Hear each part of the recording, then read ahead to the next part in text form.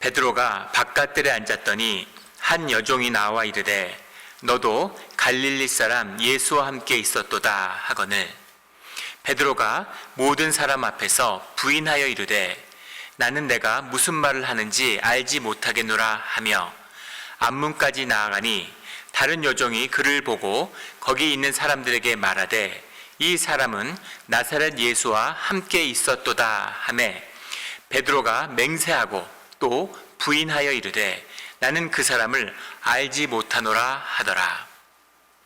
조금 후에 곁에 섰던 사람들이 나와 베드로에게 이르되 너도 진실로 그 도당이라 내 말소리가 너를 표명한다 하거늘 그가 저주하며 맹세하여 이르되 나는 그 사람을 알지 못하노라 하니 곧 닭이 울더라. 이에 베드로가 예수의 말씀에 닭 울기 전에 내가 3번 나를 부인하리라 하심이 생각나서 밖에 나가서 심히 통곡하니라. 아멘.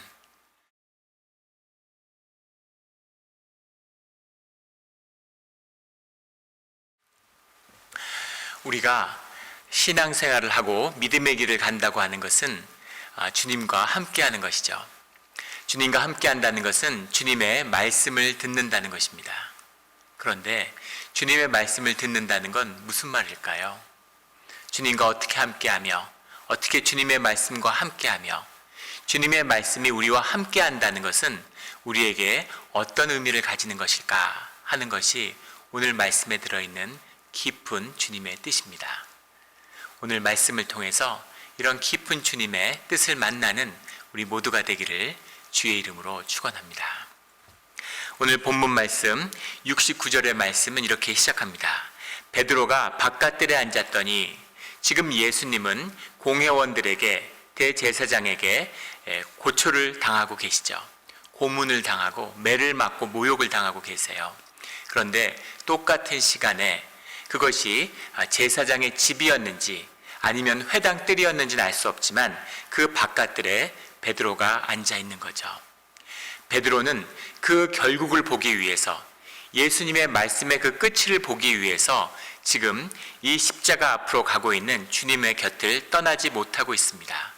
그런데 베드로가 여기서 만나는 베드로가 그 끝에서 만나는 말씀의 진실은 무엇이었던가 하는 것을 오늘 말씀을 통해 보게 되는 거죠. 한 여종이 나와 이르되 너도 갈릴리 사람 예수와 함께 있었도다 하거늘 그런데 그 뜰에 모여 있을 때 그 뜰에 있는 대제사장의 여종이 나와서 이야기하는 거죠. 너도 예수와 함께 있었다. 근데 그 예수는 갈릴리 사람이라고 이야기하고 있습니다. 예루살렘에 있는 사람들이 갈릴리 사람 또는 유대 사람들이 갈릴리 사람이라고 얘기하는 것은 모욕적인 지역 차별적인 뜻이 들어있었다고 하죠. 갈릴리는 외곽 지역이고 갈릴리는 시골이고 마치 이방인처럼 홀대받았던 그 갈릴리 사람 예수 그도 너도 그와 함께 있었다라고 이야기하는 거죠. 예수님이 예루살렘의 성전에 올라오실 때마다 성전의 뜰에서 사람들을 가르치셨기 때문에 사람들은 예수님을 본 기억이 있겠죠. 그리고 예수님의 가장 가까이 있었던 베드로도 눈에 띄었을 것입니다.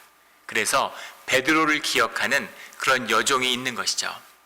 그 여종이 너도 예수와 함께 있었도다 라고 이야기하는데 그 이야기를 들은 그런 베드로의 반응입니다. 70절에 베드로가 모든 사람 앞에서 부인하여 이르되 나는 내가 무슨 말을 하는지 알지 못하겠노라 하며 그런데 베드로가 예수님을 부인하는 거죠. 오늘의 말씀은 굉장히 슬픈 말씀입니다. 이걸 읽으면 그렇게 슬퍼요. 너무너무 슬픈 마음이 듭니다. 마음속 깊은 곳에서 슬픔이 일어나는데 그 슬픔의 가장 깊은 곳에서 다시 기쁨을 만나게 되는 것, 이것이 오늘 말씀의 비밀이죠. 이것을 서구의 사람들은 샤갈의 블루라고 이야기합니다. 샤갈의 블루, 우리 20세기에 서양 근대 미술사를 양분하는 투타워 같은 것이죠. 피카소와 샤갈을 들죠. 샤갈을 대표하는 샤갈의 색깔이 블루입니다. 샤갈의 블루라고 하는 것은 기쁨과 슬픔, 어떻게 보면 한없이 기쁜 것 같고 어떻게 보면 한없이 슬픈 것 같은 그것이 샤갈의 분루라고 하죠. 샤갈의 분루를 어떻게 탄생하게 됐는가? 미술사가들은 샤갈의 분루가 러시아의 몽환적인 아주 몽환적인 자연주의와 그 다음에 샤갈은 유대인이었어요.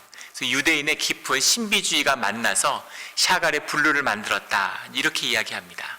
그런데 좁게는 샤갈의 인생 가운데 담겨있는 진실이 그 분루를 통해 표현되고 있는 것이죠. 샤갈은 러시아에서 자랐습니다. 유대인으로서 러시아에서 자라는데 핍박받게 됐는 거죠. 미술 공부를 위해서 프랑스에 왔습니다. 근데 거기서 자신의 부인 벨라를 만나게 되죠.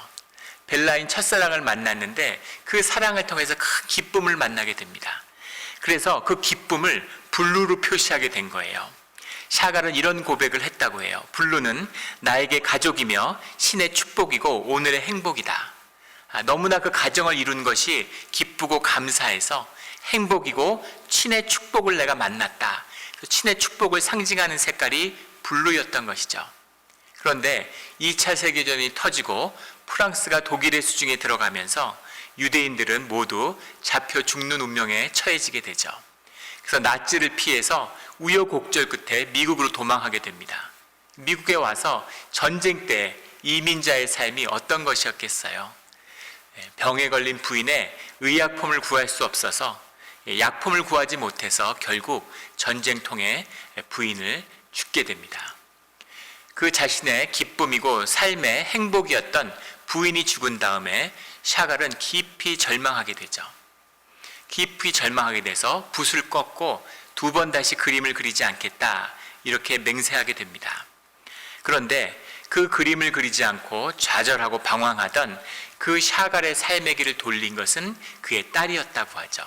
벨라가 낳은 그의 딸이 어느 날 아주 애절하게 한마디를 아버지에게 하는데 아버지에게 뭐라고 얘기하냐면 엄마는 아빠가 붓을 들고 있을 때 가장 행복하다고 얘기했어. 엄마는 아빠가 그림을 그릴 때 가장 행복했어 라고 하는 그 한마디를 듣고 샤갈의 삶의 길이 바뀌게 되죠. 그래서 다시 붓을 들고 그림을 그리게 됩니다. 그때 탄생하게 된 것, 이것이 우리가 잘 알려진 이 샤갈 국립박물관 프랑스 니스에 있죠. 거기에 있는 기독교의 가르침, 기독교의 가르침을 17편의 연작으로 그림으로 그려낸 이 샤갈의 분루의 시리즈가 나오게 됩니다. 이상하지 않나요? 어떻게 슬픔과 기쁨이 함께 할 수 있을까요? 깊은 슬픔 가운데 깊은 기쁨을 만나는, 기쁨과 슬픔이 함께하는 그 비밀이죠. 오늘의 본문을 읽으면 샤갈의 분루가 떠오릅니다. 오늘의 모습을 샤갈이 그리진 않았지만 샤갈을 만나게 되면 이미 떠났죠. 오늘의 이 사건을 이야말로 샤갈의 분루로 표현할 수 있는 가장 적절한 사건이 아닌가 이런 생각이 들어요. 베드로는 삶의 깊은 슬픔, 좌절, 그리고 절망을 만나게 되는 거죠. 그 여종 앞에서 제사장의 군대가 성전에 가드가 온 상태에서 칼을 뽑아서 성전 가드의 귀를 내려칠 수 있는 베드로였습니다.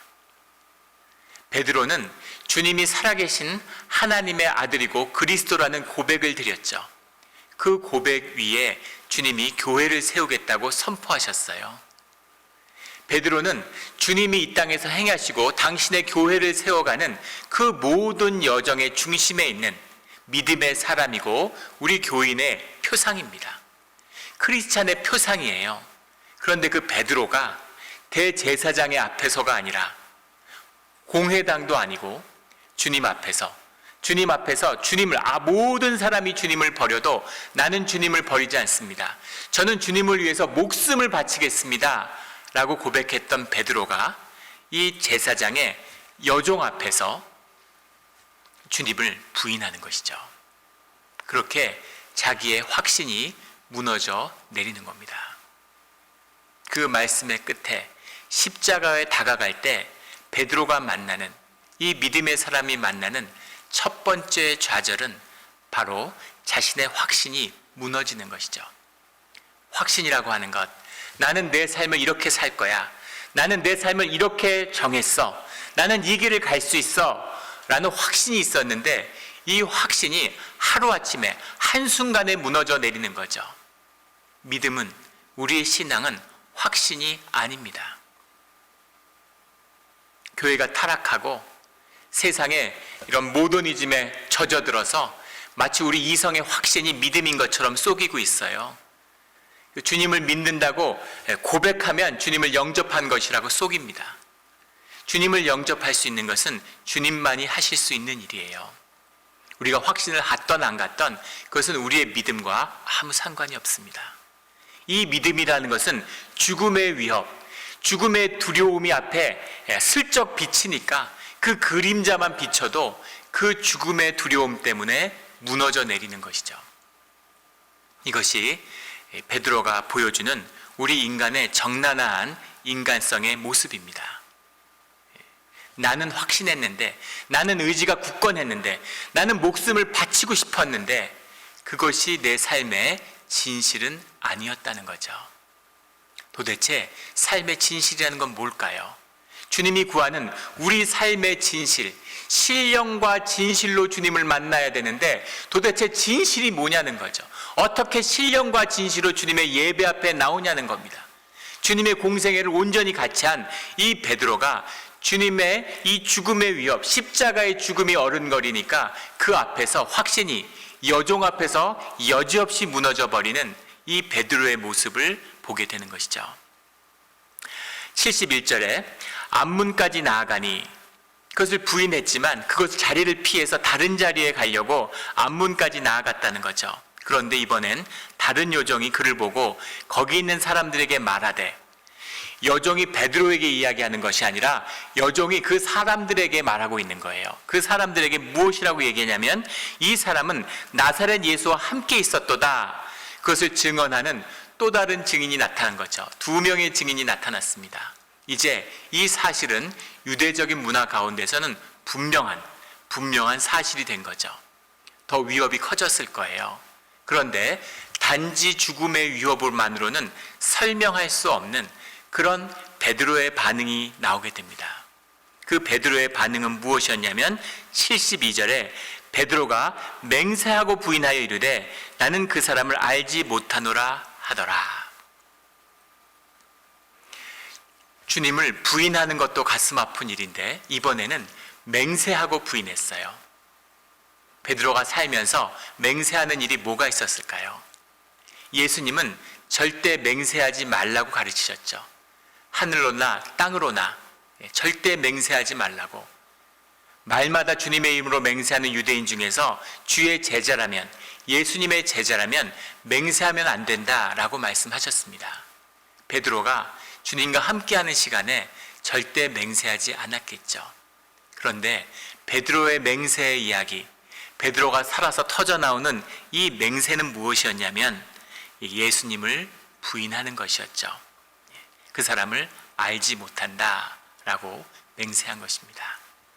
정말 가슴 아픈 이야기죠. 베드로의 삶을 한번 돌아보세요.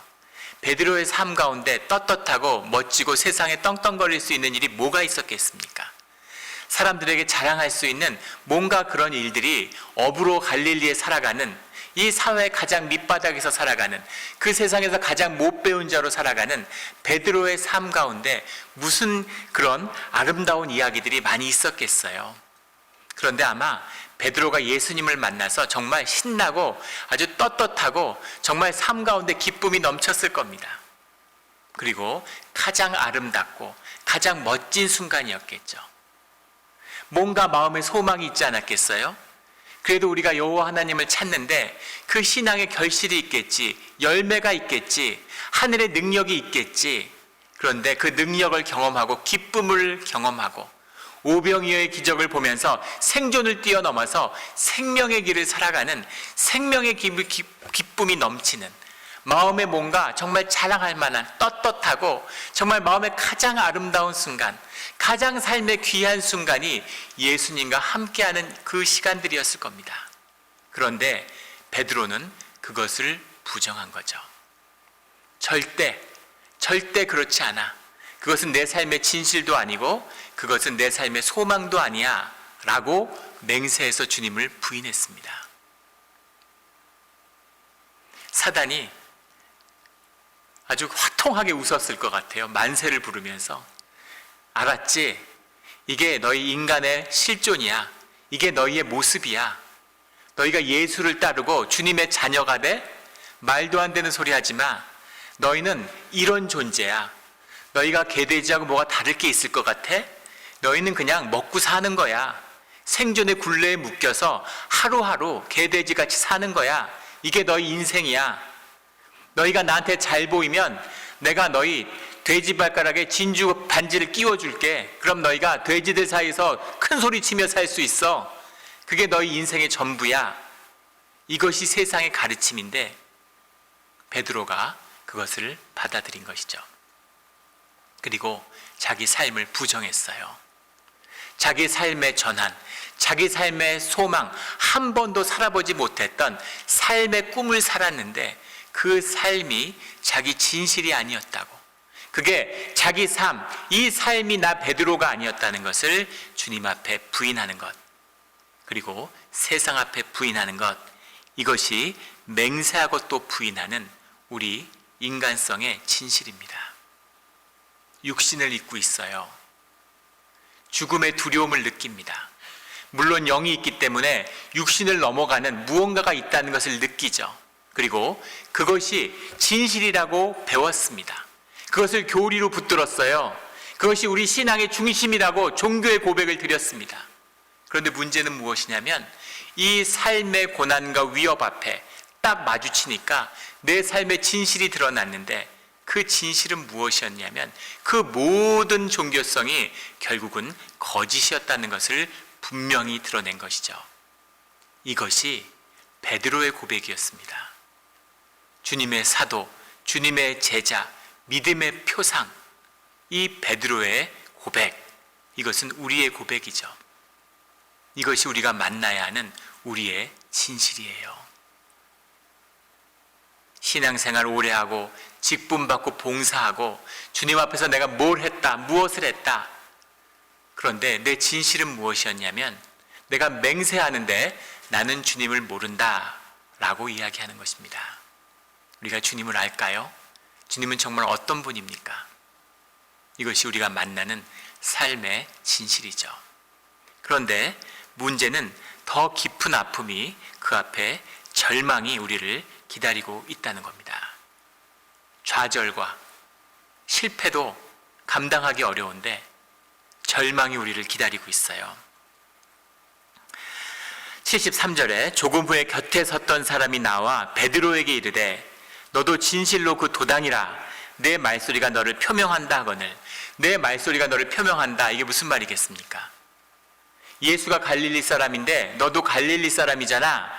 네가 말하는 걸 들으니까 넌 갈릴리 사람이 맞네, 이런 거죠. 너 충청도 사람이지? 그러니까 난 아니요, 이러는 거예요. 무슨 소리요, 난 몰라요, 이렇게 얘기하는 거죠. 봐, 너는 충청도 사람이잖아, 이렇게 되는 거죠. 아니라고 부인하는데 야, 네 말투가 딱 갈릴리 사람인데 뭘 그래? 너는 갈릴리에서 왔고 갈릴리 사람이 왜 6월절에 예루살렘에 설렁거려? 넌 예수를 따라서 갈릴리에 온 예수의 도당이구나, 이렇게 사람들이 이야기하는 거죠. 더 긴장이 고조되고 있습니다. 그런데 놀라운 반응이 나오는데 이 반응을 어떻게 설명할 수 있을까요? 74절에 그가 저주하여 맹세하여 이르되 나는 그 사람을 알지 못하노라. 세 번째 부인하는데 이번에는 맹세도 아니고 주님을 저주했어요. 예수님의 이름을 저주했습니다. 그냥 저주했다고 얘기하는데 주님의 이름을 모욕하는 저주의 말, 요즘으로 얘기하면 입에 담을 수 없는 육두문자로 그 사람의 삶을 폄하한 것이죠. 이 XX가 누구야? 이 XXR 이런 걸 누구라고 나한테 그 사람을 갖다 붙여? 이런 반응이 나온 것이죠. 근데 문제는 이 저주입니다. 왜 예수님을 저주까지 해야 됐을까 하는 거죠. 왜 예수님을 저주해야 됐을까요? 저주까지 할 필요 없잖아요.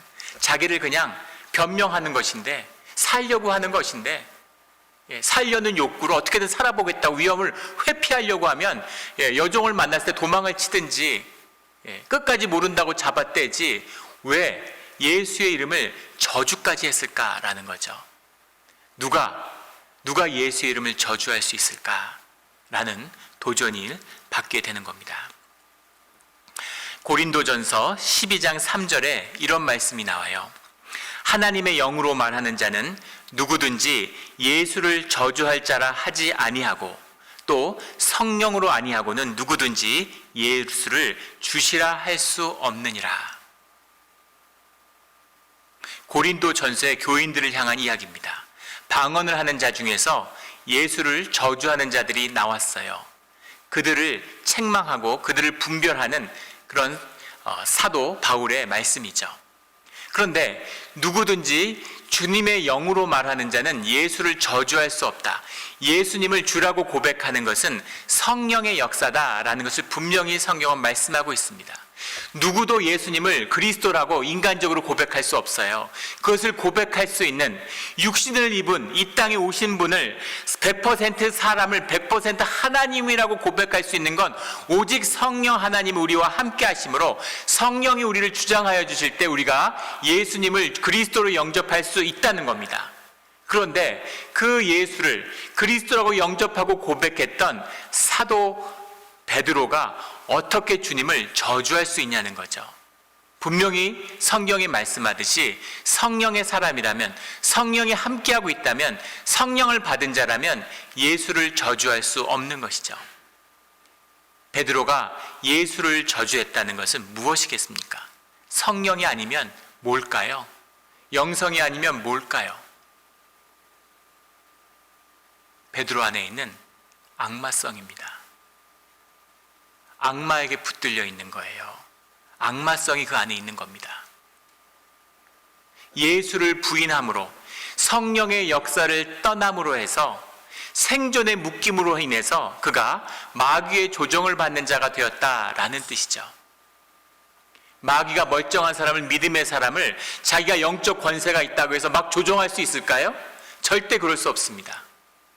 이 베드로를 마귀의 역사로 이끌고 있는 그 자신의 내면에 있는 악마성이죠. 마귀가 내 안에 있는 거예요. 우리네 타락한 육신 안에 이 마귀의 역사가 잠재되어 있는 것입니다. 이 마귀의 역사를 성경은 이렇게 보여주고 있죠. 창세기 4장 12절, 13절, 14절에 가면 이런 말씀이 나와요. 동생을 죽인 가인이 주님 앞에 이런 이야기를 합니다. 내가 밭을 갈아도, 주님이 말씀하시는 거죠. 땅이 다시는 그 효력을 내게 주지 아니할 것이요 너는 땅에서 피하며 유리하는 자가 되리라. 이것이 주님이 가인에게 준 그런 벌이에요. 너가 다시는 그 효력을 내게 주지 않을 것이다. 땅을 피하여 유리하는 자가 된다라고 주님이 말씀하셨는데 그 말씀을 가인이 어떻게 받느냐라는 것이 13절, 14절의 말씀이죠. 가인이 여호와께 아뢰되 내 죄짐을 지기가 너무 무거우니이다 이렇게 고백합니다. 뭐가 무거울까요? 땅이 소산을 내지 않는다는데, 그리고 유리하는 자가 된다는데 내 짐을 내가 질 수 없습니다. 내 생명은 주님의 짐을 짊어질 수 없습니다 라고 고백하는 거죠. 그 이유가 무엇이냐면 14절입니다. 주께서 오늘 이 지면에서 나를 쫓아내시온즉 내가 주의 낯을 배웁지 못하리니 내가 땅에서 피하며 유리하는 자가 될지라 무릇 나를 만나는 자마다 나를 죽이겠나이다. 그러니까 주님이 아니야, 아무도 너를 죽이지 않아. 너를 죽이는 자는 죄를 7배나 너보다 더 받게 될 거야. 너는 누구도 너를 죄짓지 못하게 한다. 너를 아무도 죽이지 못해. 이렇게 말씀하시고 가인을 보호해 주시죠. 이상하지 않아요? 가인을 보호해 주시는데 가인에게 죄를 씻게 하기 위한 벌입니다. 면벌이에요. 그런데 가인의 반응은 무엇이었냐면 무릇 나를 만나는 자마다 나를 죽일 겁니다. 모든 사람이 나를 죽일 거라고 믿고 성을 쌓고 아무것도 나오지 않는 엉겅퀴를 가꾸는 그런 삶, 허무한 삶, 이것이 가인이 받은, 가인 안에 있는 악마성이죠. 본성의 선함을, 본성의 온전함이 깨진 우리 인간의 모습이에요. 우리의 몸을 한번 보십시오. 우리의 육체의 비밀이죠. 세상에 육신을 벗어버리고 주님께 가면 정말 궁금한 게 많을 것 같아요. 정말 바다 색깔이 파랗는지, 정말 달걀이 썩으면 나는 썩은 냄새가 나는 게 진짜였는지, 정말 딸기가 달았는지, 그 모든 우리의 육신의 감각, 육체의 감각이라고 하는 것은 우리 대뇌에 있는 신경계가 경험하는 신경세포에 신경물질을 전달하는 시냅시스의 반응일 뿐이죠. 경험하지 않아도 얼마든지 우리가 그걸 느끼고 맛볼 수 있습니다. 우리가 밖에 있는 경험을 우리 안에서 다시 창조하는 거죠. 밖에 있는 실제가 무엇이었는지를 우리가 알지 못해요. 우리가 주중에 에베소서 묵상을 나누면서 나누었던 말씀의 진실입니다. 그래서 모든 것을 경험할 수 있는, 우리가 진실을 진실로 경험할 수 있는 것은 우리 영의 비밀이죠. 내 안에 지옥을 창조하는 자는 세상에 어디에 가도 어느 자리에 가도 다 지옥을 사는 겁니다. 그런데 주님의 천국을 내 안에 가진 자는 어느 자리 어느 환경에 가도 천국을 살아가는 거예요. 가인은 자신 안에 지옥을 만든 거예요. 그 지옥의 비밀이 무엇이겠습니까? 주님의 임재가 떠나버린 우리의 악마성이죠. 그래서 그 죽음이라고 하는 위력, 그 죽음이라고 하는 두려움, 그 실제의 두려움이 아니라 그 두려움을 통해 만들어낸 나의 세계, 내가 만들어낸 내 내면의 지옥, 이것이 가인이 고백하는 모든 사람이 나를 죽일 것입니다 라고 고백하는 그 마음이죠. 생존의 두려움 때문이었겠습니까? 죽음 때문이었겠어요? 죽음을 뛰어넘는, 그 죽음 앞에 맞서서 주님의 이름을 몰라도 자기의 목숨을 내던지는, 이슬람의 테러리스트도 죽음의 테러를 위해서 자기 목숨을 던지는데 그 생명이 위험해서 그 죽는 게 두려워서 예수의 이름을 저주했겠습니까? 그 이상인 거죠. 단순한 죽음이 아니에요. 죽음을 통해 그 죽음의 세력 가운데 두려운 그것에 반응하고 그것을 통해 자신 안에 지옥을 만드는 내면의 악마성, 우리 인간성의 어두운 진실, 이것이 바로 오늘 예수를 저주하는 베드로의 모습인 거죠. 베드로는 어떻게 그럴 수가 있을까? 근데 이것이 우리 내면의 진실입니다. 우리 내면 깊이 있는 그런 마귀, 악마성이 우리의 내면 가운데 있는 거죠. 우리 안에 천사가 있어요. 우리 안에 하나님의 형상이 있어요. 우리 안에 참된 내가 되어주시는 성령님의 주장이 있어요. 그러나 우리의 육신 가운데 임하는 악마성의 씨앗이 우리 가운데 있다는 겁니다. 그것이 예수를 저주하며 맹세하여 이르는, 그 사람을 알지 못하노라 하는 이 베드로의 고백에서 만나는 우리 인간성의 가장 깊은 진실입니다. 이것이 정말 비통하고 아프고 슬픈 것이죠. 74절에 곧 닭이 울더라, 이 고백을 하니까 닭이 우는 거죠. 예수님을 위해서 목숨을 바치겠다고, 주님을 결코 버리지 않겠다고 했을 때 주님이 네가 닭이 울기 전에 나를 3번 부인할 것이다 라고 말씀하셨는데 그 말씀이 이루어진 것이 기억이 난 거죠. 75절에 이에 베드로가 예수의 말씀에 닭 울기 전에 내가 3번 나를 부인하리라 하심이 생각나서 밖에 나가서 심히 통곡하니라. 주님의 말씀이 생각나서, 주님의 말씀이 생각이 났어요. 이 순간, 이 가장 밑바닥의 진실에 내려간 베드로에게 생각난 건 무엇이냐면 이 사건을 통해서 주님의 말씀이 생각이 난 거죠. 이상하지 않아요? 주님의 말씀이 생각나서 삶의 가장 어둡고 가장 더러운 순간에 주님의 말씀이 생각이 난 거죠. 주님의 말씀으로 살았으니까 그 순간에 만난 진실이 주님의 말씀이었다는 겁니다. 그래서 그 말씀을 통해서 자기의 사건을 경험하게 되는 거죠. 가룟 유다도 말씀을 만났어요. 가룟 유다에게는 네가 나를 팔 것이다 라고 주님이 말씀해 주셨습니다. 그런데 가룟 유다는 주님을 팔고서 그 말씀을 만나지 못하죠. 그리고 가룟 유다가 만난 건 자기의 수치스럽고 부끄러운 에고예요. 그래서 가룟 유다는 목숨을 끊는 식으로 삶이 전개됩니다. 근데 베드로는 뭘 만났냐면 말씀을 만났어요. 가장 깊은 진실의 순간에 하나님의 말씀을 만난 겁니다. 베드로가 진실로 주님과 함께하는 삶을 살아왔음을 보여주는 그 증거죠. 우리가 죄를 지을 수 있어요. 우리 안에 악마가 깨어날 수 있습니다. 우리가 예수를 저주할 수도 있어요. 그런데 우리가 만나야 하는 더 중요한 진실은 그 진실로, 그 진실 가운데 주님의 말씀을 만났기 때문에 그 말씀이 기억나야 되는 거죠. 그 말씀을 만났기 때문에 그 말씀의 사건이 진실한 나의 죄 가운데 은혜와 사랑으로 그 사건을 덮는 것입니다. 이것이 우리에게 주어진 말씀의 비밀이에요. 이 말씀의 비밀을 우리가 주중에 나누었던 5장 8절에는 이렇게 고백하고 있죠. 너희가 전에는 어둠이더니 이제는 주 안에서 빛이라. 어둠이었어요. 어둠과 빛은 섞이지 않죠. 어둠과 빛은 싸우지 않습니다. 어둠은 빛이 임하면 그 어둠은 그냥 빛이 돼버리는 거죠. 예수 그리스도의 성령의 그 말씀의 은혜가 우리를 덮게 되면, 우리와 함께하게 되면, 그러면 우리의 모든 죄악과 더러움이, 그 모든 더러움과 어두움이 빛으로 변하는 겁니다. 빛이 함께하니까, 빛과 하나가 됐으니까, 예수님과 하나가 됐으니까 그것이 빛으로 변해버리는 거죠. 이것이 말씀을 만나는 비밀입니다. 이 빛이 임할 수 없도록 이 어둠을 붙들고 있는 이 악마성의 발현이 종교성이에요. 나는 주님의 뜻에 따라 살았어. 나는 어려서부터 율법을 다 지켜 행했어. 나는 주일 예배를 한 번도 빠진 적이 없어. 나는 믿음의 사람이야.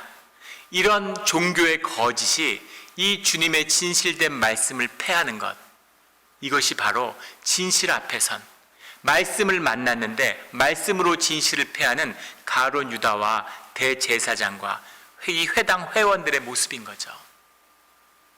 이것이 우리 신앙의 소망입니다.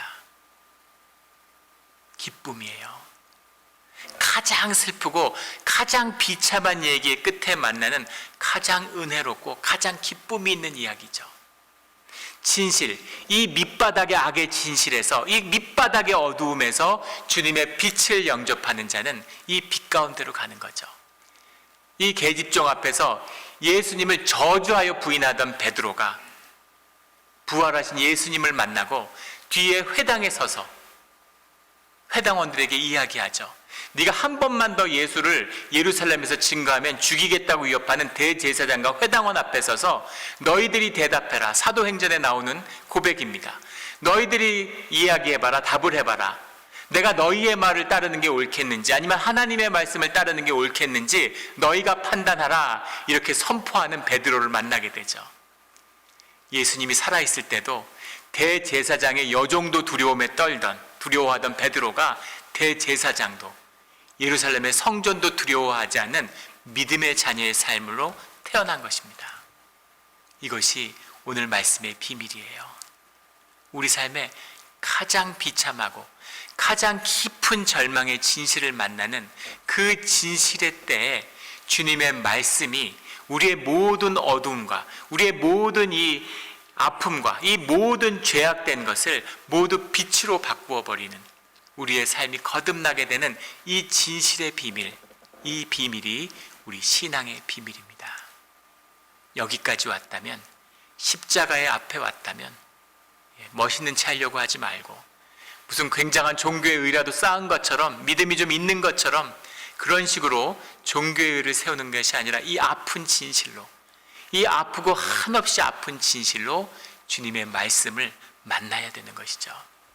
오늘 말씀을 통해서 우리의 어둠에 주님의 빛을 만나서 모두 빛이 되는, 너는 어둠이었더니 이제는 빛이라 라는 빛에 속하는 우리의 진실한 삶이 되기를 예수 그리스도 이름으로 축원합니다. 같이 기도드리겠습니다. 하나님 아버지 감사합니다.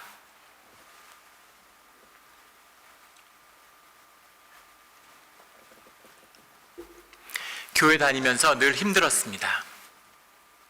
좋은 말씀을 듣고 의를 행해야 될 것 같고 성화되어야 될 것 같고 깨끗하고 정결해져야 될 것 같아서 내 안에 어둠이 있고 내 안에 죄가 있고 내 안에 갈등이 있는데 이 괴리를, 이 갈등을 어쩔 수 없어서 늘 회칠한 무덤과 같이 자신을 속이며 사는 그런 내 종교 생활이었습니다. 그러나 주님, 이 아픔을, 이 절망을, 이 고통 속에서 만나는 진실이 주님의 빛을 만나며 주님과 함께하는 우리 구원의 비밀임을 말씀을 통해 우리에게 확증하여 주시니 감사합니다. 주님이 우리에게 착하게 살라고, 죄 짓지 말라고 하신 적이 없는데 진실하라고, 아버지에게 나오라고, 말씀을 만나라고 하셨는데 말씀을 만나며 아픈 진실로 어둠이 빛이 되는 그런 우리 신앙의 길, 가장 깊은 아픔이 가장 큰 기쁨이 되는 이 십자가의 비밀이 우리 삶의 진실이 되게 하여 주시옵소서. 감사드리며 예수 그리스도 이름으로 기도드렸습니다. 아멘.